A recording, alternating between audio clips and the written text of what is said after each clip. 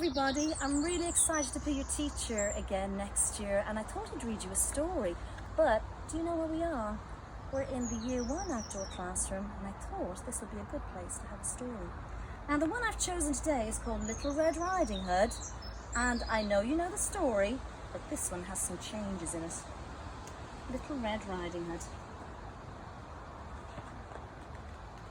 Once upon a time, there was a kind and helpful girl called Little Red Riding Hood.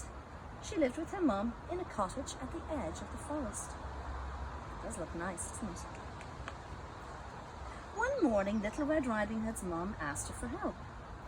"Oh, Little Red Riding Hood," she said, "your grandma isn't feeling very well.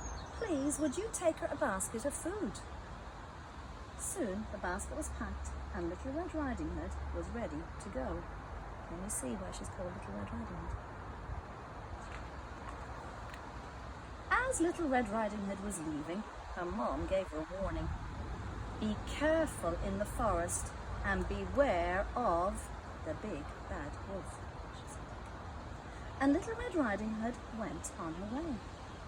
Uh-oh, can you see him? She had not gone very far before the big bad wolf appeared. "Hello, little girl," said the wolf. "Where are you going?" "Oh, I'm just going to my grandma's with this basket of food," said Little Red Riding Hood, and off she went.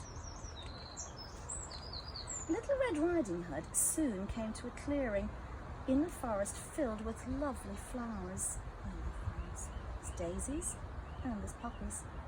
"How pretty," said Little Red Riding Hood. She knew that her grandma loved daisies, so she picked some and popped them into her basket and then continued on her way. Little Red Riding Hood skipped off through the trees, and before too long she came to a big old oak tree. "Oh, look," she said, "what lovely acorns, just like our big tree on the playground.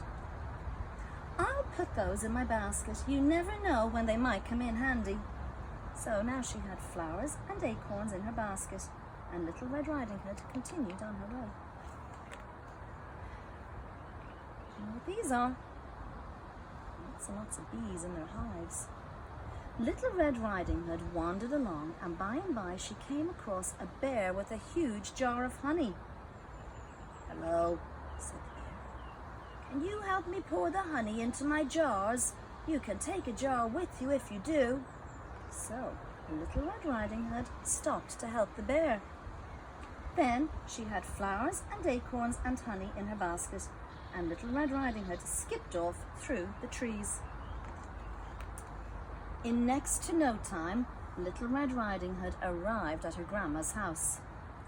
"Hello, Grandma," she called. "I'm here with a basket full of all sorts of things." "I'm in bed, my dear," called a voice through the door. Uh-oh, can you see? It was quite dark inside the cottage. Little Red Riding Hood went over to the bed with a curious look on her face. She's a little bit worried, isn't she? "Oh, Grandma, what big ears you have," said Little Red Riding Hood.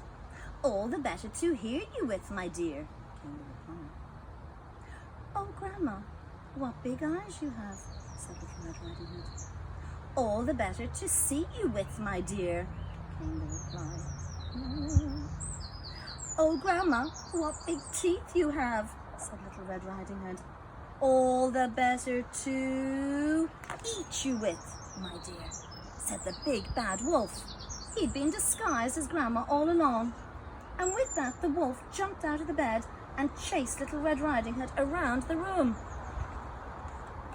Quickly, Little Red Riding Hood reached into her basket. She took out the flowers and waved them under the wolf's nose. The wolf sneezed, "Achoo!" and sneezed, but that didn't stop him for long. So Little Red Riding Hood reached into her basket again. She pulled out the acorns and she threw them onto the floor. Oh, the wolf skidded and slipped and skated all over the floor. But that didn't stop him either. So Little Red Riding Hood reached into her basket for the very last time. She took out the jar of honey and threw it all over the big bad wolf.